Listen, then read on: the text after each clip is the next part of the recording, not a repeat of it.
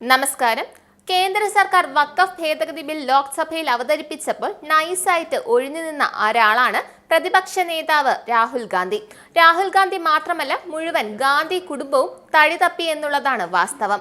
ബില്ലിനെ കുറിച്ച് കേന്ദ്ര ആഭ്യന്തരമന്ത്രി അമിത് ഷാ സഭയെ അഭിസംബോധന ചെയ്തപ്പോൾ രാഹുൽ ഗാന്ധി മാത്രമല്ല, വയനാട്ടിൽ നിന്നുള്ള പാർലമെന്റ് അംഗം പ്രിയങ്ക ഗാന്ധി ഉൾപ്പെടെ ഗാന്ധി കുടുംബത്തിലെ ആരും തന്നെ സന്നിഹിതരല്ലായിരുന്നു. എല്ലാ കുടുംബാംഗങ്ങളും കൂടി ഒരുമിച്ച് എവിടെയാകും പോയത്?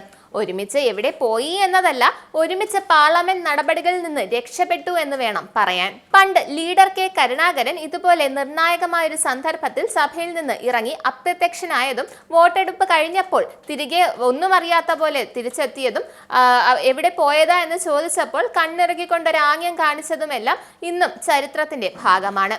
കോൺഗ്രസിനുള്ളിൽ ഒരു ചൊല്ല് തന്നെയുണ്ട്, കെ കരുണാകരൻ പോയ പോലെ എന്ന്. ഇത് അതുപോലെയല്ല, അതിനേക്കാൾ വലിയൊരു കൂട്ടമുങ്ങലാണ്. പ്രതിപക്ഷ നേതാവും റായ്ബേലിയിൽ നിന്നുള്ള പാർലമെന്റ് അംഗവുമായ രാഹുൽ ഗാന്ധി ലോക്സഭയിൽ എന്തുകൊണ്ട് സംസാരിച്ചില്ല?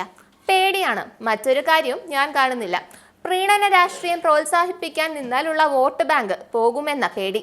അവസാനം അവരുമില്ല ഇവരുമില്ല എന്നുള്ള അവസ്ഥ ആകാൻ സാധ്യതയുണ്ട്. അതുകൊണ്ട് തന്നെയാണ് രാഹുൽ ഗാന്ധി മാളത്തിൽ ഒളിച്ചത്. ഇങ്ങനെയുള്ളവർക്ക് മാളത്തേക്കാൾ ഏറ്റവും സേഫായ ഇടമാണ് കോൺഗ്രസ് എന്ന പാർട്ടി. ബിൽ അവതരിപ്പിക്കുന്നതിന് മുമ്പ് നിർദ്ദിഷ്ട ഭേദഗതികളെ കുറിച്ചുള്ള കോൺഗ്രസ് പാർട്ടിയുടെ നിലപാട് ചർച്ച ചെയ്യുന്നതിനായി രാഹുൽ ഗാന്ധി മുതിർന്ന പാർട്ടി നേതാക്കളുമായി എംപിമാരുമായും ഒരു യോഗം നടത്തിയിരുന്നു. എന്നാൽ യോഗത്തിന് ശേഷം ചർച്ചയ്ക്കിടെ അദ്ദേഹം പാർലമെന്റ് പരിസരം വിട്ടുപോയി. അതിനർത്ഥം പലർക്കും പല അഭിപ്രായമാണ്, പല നിലപാടാണ് എന്നുള്ളതാണ്. ഹിന്ദുക്കൾ മാത്രമല്ല, വഖഫ് കാരണം പെട്ടിരിക്കുന്നത് ക്രിസ്ത്യാനികൾ കൂടിയാണ്. അതുകൊണ്ട് തന്നെ അഭിപ്രായങ്ങളും പലതാണ്.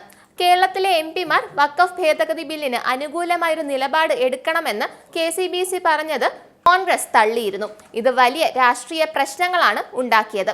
ഹൈബി ഈഡനെതിരെ ക്രൈസ്തവരുടെ പ്രതിഷേധങ്ങളും നമ്മൾ കണ്ടതാണ്. ഇങ്ങനെ ഒരു സാഹചര്യത്തിൽ എന്ത് നിലപാടെടുക്കണമെന്ന് അറിയാൻ വയ്യാതെ വായും പൊളിച്ചിരിക്കുകയാണ് രാഹുൽ ഗാന്ധി. ഒന്നും മിണ്ടാതിരിക്കുന്നതാണ് തടി കേടാവാതിരിക്കാൻ നല്ലത് എന്ന് തോന്നിക്കാണും. അതാണ് ഒന്നും ഉരിയാടാതെ ഉള്ള സ്ഥലം വിടൽ. ബില്ലിനെ എതിർക്കാൻ രാഹുൽ ഗാന്ധി സഭയിലെത്തുമെന്ന് നേരത്തെ അഭ്യൂഹങ്ങൾ ഉണ്ടായിരുന്നു. ചർച്ചയ്ക്കായി കോൺഗ്രസ് പാർട്ടിക്ക് 1 മണിക്കൂറും 40 മിനിറ്റും അനുവദിച്ചിരുന്നു.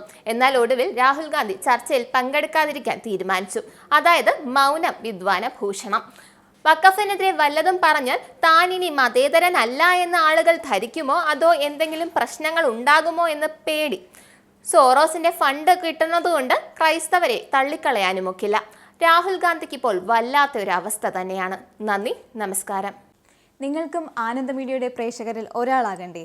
യൂറോപ്പിലും US-ലും ആഫ്രിക്കയിലും അടക്കം പ്രവാസികൾ ഉള്ളയിടങ്ങളിലൊക്കെ ജനപ്രിയ ചാനലുമായി ആനന്ദ് മീഡിയ ഒപ്പമുണ്ട്. ഏഷ്യാനെറ്റ് ഫ്ലവേഴ്സ് അടക്കം നിങ്ങളുടെ വിരൽത്തുമ്പിലെത്തും. ആദ്യം റോക്കു ബോക്സ് സ്വന്തമാക്കുക.